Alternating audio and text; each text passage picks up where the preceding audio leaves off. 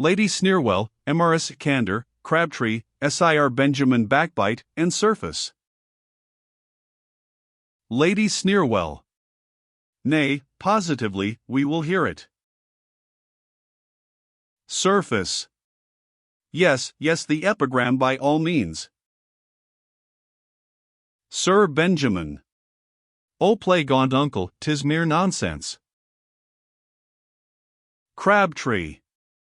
No, for gad very clever for an extempore. Sir Benjamin. But ladies, you should be acquainted with the circumstances. You must know that one day last week, as Lady Betty Cackle was taking the dust in Hyde Park, in a sort of duodecimo phaeton, she desired me to write some verses on her ponies, upon which I took out my pocket-book and in one moment produced the following.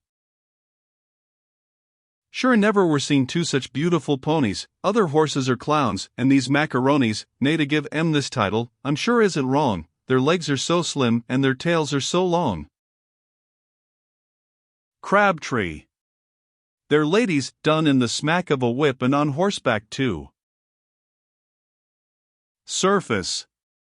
A very Phoebus, mounted, indeed, Sir Benjamin. Sir Benjamin. Oh dear sir, trifles. Enter Lady Teazle and Maria. Mrs. Candor. I must have a copy. Lady Sneerwell. Lady Teazle, I hope we shall see Sir Peter? Lady Teazle. I believe he'll wait on your ladyship presently. Lady Sneerwell. Maria, my love, you look grave. Come, you sit down to piquet with Mr. Surface. Maria. I take very little pleasure in cards, however, I'll do as you please. Lady Teazle. I am surprised Mr. Surface should sit down, I thought he would have embraced this opportunity of speaking to me before Sir Peter came, aside. Mrs. Candor. Now, I'll die but you are so scandalous I'll forswear your society. Lady Teazle. What's the matter, Mrs. Candor? Mrs. Candor. They'll not allow our friend Miss Vermillion to be handsome. Lady Sneerwell. Oh, surely she is a pretty woman. Crabtree. I am very glad you think so, ma'am. Mrs. Candor. She has a charming fresh color. Crabtree. Yes, when it is fresh put on. Lady Teazle. Oh fie. I'll swear her color is natural, I have seen it come and go. Crabtree. I dare swear you have, ma'am, it goes of a night, and comes again in the morning. Sir Benjamin. True, uncle, it not only comes and goes but what's more egad her maid can fetch and carry it. Mrs. Candor. Ha! Ha! Ha! How I hate to hear you talk so. But surely, now, her sister, is or was very handsome. Crabtree. Who? Mrs. Stucco? Oh lud. She's 56 if she's an hour. Mrs. Candor. Now positively you wrong her, winky face, 52, or 53 is the utmost, and I don't think she looks more. Sir Benjamin. Ah! There's no judging by her looks, unless one was to see her face. Lady Sneerwell. Well, if she does take some pains to repair the ravages of time, you must allow she effects it with great ingenuity, and surely that's better than the careless manner in which the widow ochrechalks her wrinkles. Sir Benjamin. Nay now, you are severe upon the widow, come, it isn't that she paints so ill, but when she has finished her face she joins it on so badly to her neck, that she looks like a mended statue, in which the connoisseur sees at once that the head's modern though the trunk's antique. Crabtree. Ha! Ha! Ha! Well said, nephew. Mrs. Candor. Ha! Ha! Ha! Well, you make me laugh, but I vow I hate you for it. What do you think of Miss Simper? Sir Benjamin. Why, she has very pretty teeth. Lady Teazle. Yes, and on that account, when she is neither speaking nor laughing, which very seldom happens, she never absolutely shuts her mouth, but leaves it always on ajar, as it were. Mrs. Candor. How can you be so ill-natured? Lady Teazle. Nay, I allow even that's better than the pains Mrs. Prim takes to conceal her losses in front. She draws her mouth till it resembles the aperture of a poor's box, and all her words appear to slide out edgewise. Lady Sneerwell. Very well, Lady Teazle, I see you can be a little severe. Lady Teazle. In defense of a friend it is but justice, but here comes Sir Peter to spoil our pleasantry. Enter Sir Peter. Sir Peter. Ladies, your obedient, mercy on me, here is the whole set. A character's dead at every word, I suppose. Mrs. Candor. I am rejoiced you are come, Sir Peter. They have been so censorious, and Lady Teazle as bad as anyone.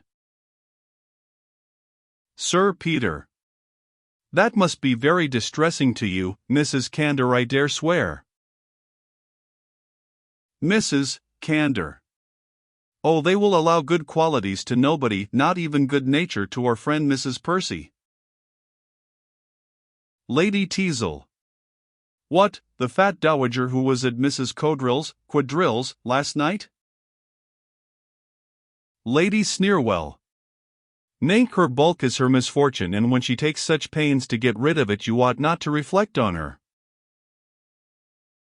Mrs. Candor. 'Tis very true, indeed. Lady Teazle. Yes, I know she almost lives on acids and small whey, laces herself by pulleys, and often in the hottest noon of summer you may see her on a little squat pony, with her hair plaited up behind like a drummer's and puffing round the ring on a full trot. Mrs. Candor. I thank you, Lady Teazle, for defending her. Sir Peter. Yes, a good defense, truly. Mrs. Candor. But for Sir Benjamin, he is as censorious as Miss Sallow. Crabtree. Yes, and she is a curious being to pretend to be censorious and awkward gawky, without any one good point under heaven. Lady Sneerwell. Positively you shall not be so very severe. Miss Sallow is a relation of mine by marriage, and, as for her person, great allowance is to be made for. Let me tell you, a woman labors under many disadvantages who tries to pass for a girl at 36. Mrs. Candor. Though, surely she is handsome still, and for the weakness in her eyes, considering how much she reads by candlelight, it is not to be wondered at. Lady Sneerwell. True, and then as to her manner, upon my word I think it is particularly graceful, considering she never had the least education. Smiley face, for you know her mother was a Welsh milliner, and her father a sugar baker at Bristow.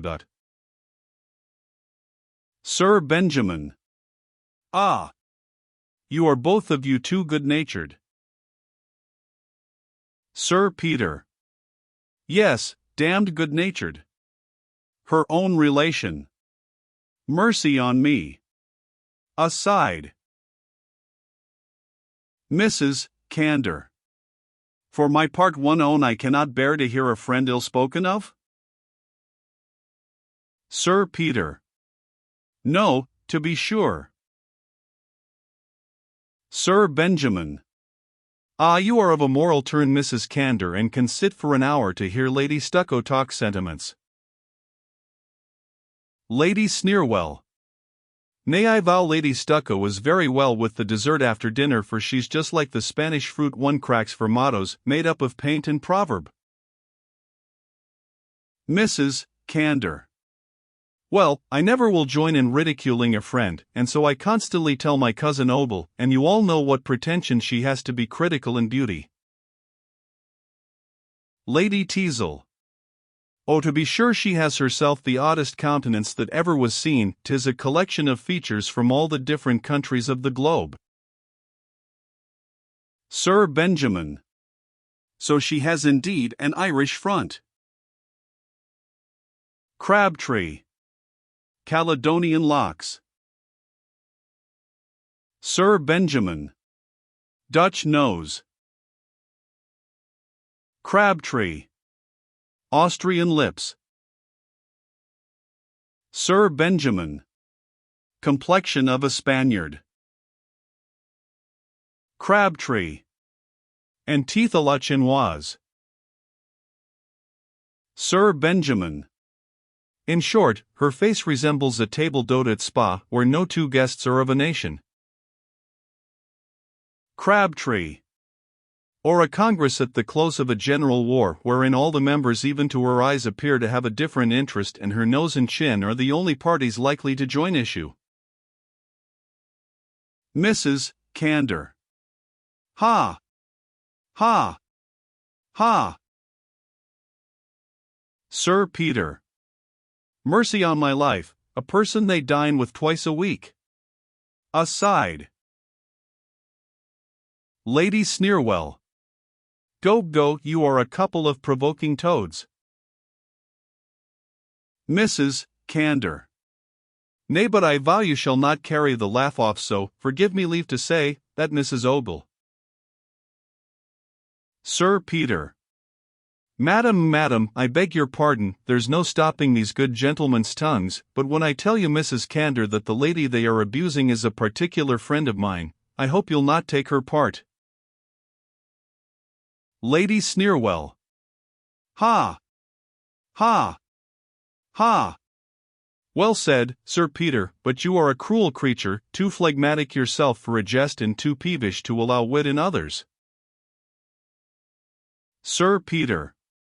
Ah, madam, true wit is more nearly allied, to good nature than your ladyship is aware of. Lady Sneerwell. True, Sir Peter, I believe they are so near akin that they can never be united.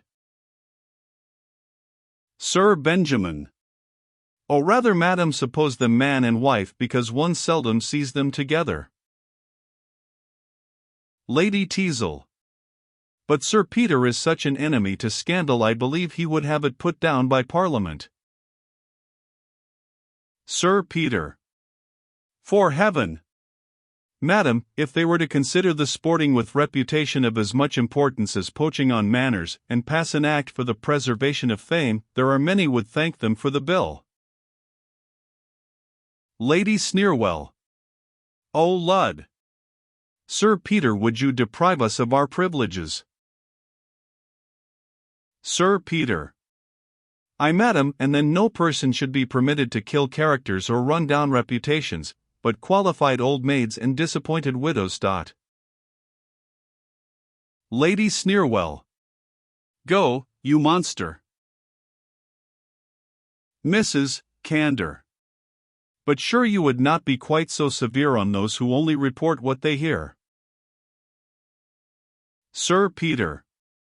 Yes, madam, I would have law merchant for that too, and in all cases of slander currency, whenever the drawer of the lie was not to be found, the injured party should have a right to come on any of the inducers. Crabtree. Well, for my part, one believe there never was a scandalous tale without some foundation. Point 3.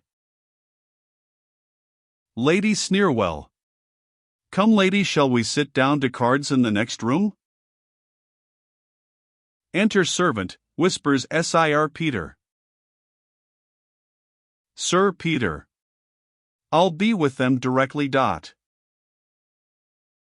Exit servant. I'll get away unperceived. Lady Sneerwell. Sir Peter, you are not leaving us? Sir Peter. Your ladyship must excuse me, I'm called away by particular business, but I leave my character behind me. Exit. Sir Benjamin.